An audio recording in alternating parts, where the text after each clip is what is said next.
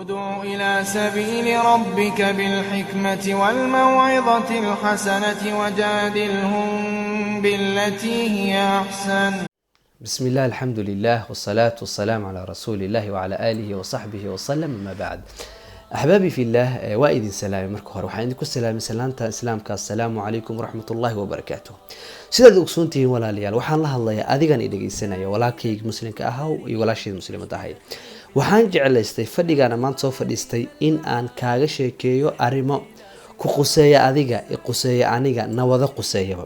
arrimahaas oo ah walaalayaal arintu ku wadaya waxay tahay ha aamusin. maxaad u aamusaysaa? Ilaahay subhanahu wa ta'ala xus. ha isku dayin ina aamusta hadaa baska saaran tahay, hadaa tareenka saaran tahay, hadaa banaanka socotid, hadaa saaxiibada la joogtid, hadaa meel u socotid, iskuulka hadaa u socotid, hadaa guri u socotid, inta aamusleed ama waxaan ku hadli lahayd ilaahay xus. waxaa tiraahdaa subxaanallah walxamdulillah walaa ilaaha illa allah wallahu akbar. taasi waa midda labaad. waan ogsoonahay dhalinyaro haddaan u nahay waqtigeena waa dayacnay, aad iyo aad ayaan u dayacnay. adiga ayaa waqtigaada dayacday i daawanayo, aniga ayaa waqtigeyga dayacay, walaashaydii adiga ayaa dayacday. bal isweydii sanadihii ugu dambeeyay maxaa soo qabsatay, mustaqbalkana maxaa doonaysaa inaad qabsataa? su-aalahaasi waa su-aalo u baahan inaad ka fikirtaa. maxaa yeelay ilaahay subxaanahu watacaala waqtigaada wuu xadiday. ilaahay subxaanahu watacaala habeen iyo maalin wuxuu u keenayaa suu anaka noogu imtixaano camalka wanaagsan ee aan la imaani doono. sidaad ogsoon tihiinba aas-aaska nolosha markaad fiirisaa ilaahay wuxuu leeyahay waxaan geerida iyo nolosha u abuuray inaa idinku imtixaamo midkii la yimaada camal wanaagsani. soo saas ma ahan? haa, waan ogsoonahay dhalinyaro haddaan u nahay camaladeena wan wanaagsani way xadidan yihiin. laga yaabo inaad salaada tukataa bas aadan qur-aan akhrinin. laga yaabo inuu ilahi subxana taala qof u furay inuu salaatuleyl tukadaa, qof soonka ilahi u fududeeya, qof qur-aan akhriska ilahi u fududeeya. laakiin arrin aan doonaya inaan idinla qaybsado, arrintaas aana doonaya inaan hadda sheego, laakiin sabtida soo socoto ayaan rabaa inaan idinla qaybsado. arrintaasna waxaan sameyn doonaa live, ayaan Instagramka kasoo geli doonaa ama video ahaan ayaa usoo duubi doonaa. arrintaasoo aan kaaga sheekeynaya wax haddaan kuu sheego aad la yaabi doontid.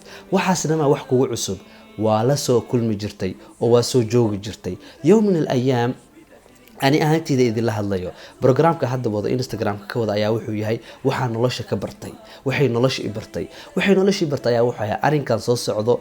waxaan ka bartay nolosheyda waxaanan horey u ogeyn. arrinkaas ayaan doonaya inaan idinla qaybsado. ilaahay khayr ha idin siiyo. waa inoo sabtida dambe. baarak allahu fiikum. waxaana soo gelin doonaa videogaas ama livekaas aan soo sameyn doona. waan go-aansan doonaaye in noloshaada ay isbedeli doonto, in caafimaadkaaga iyo wanaagaada iyo quruxdaada iyo kalsoonidaada isbedeli doonaan haddii aad ka faa'iidaysatid arrinka aan soo wado.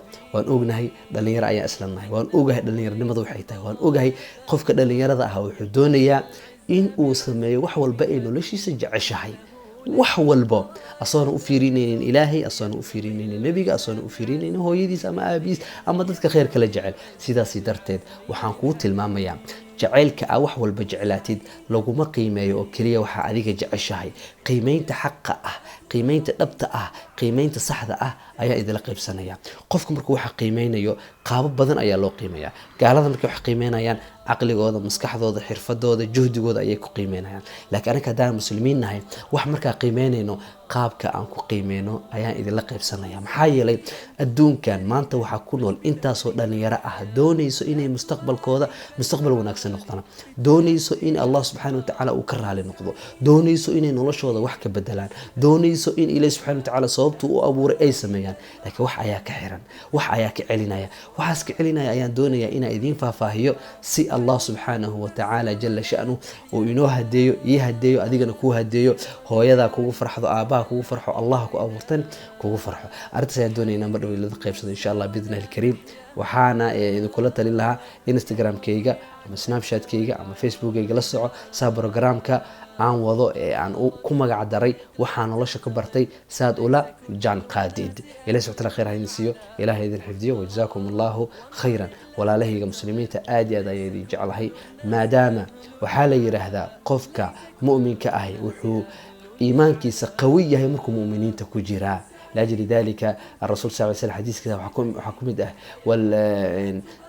والمؤمنين اللي يسكدي يهين ولا لا يشد بعضه بعضا إن متك كلا وحوجيو وحين كحوجيان أما يسكولا دردارمان وناجا إلى يحوجيرو وتعاونوا على البر والتقوى ولا تعاونوا على الإثم والعدوان. أرنتنا صوص سعره سرت قرصون إن الله شأن كبرتي أيان دون إن كل قيب سنة.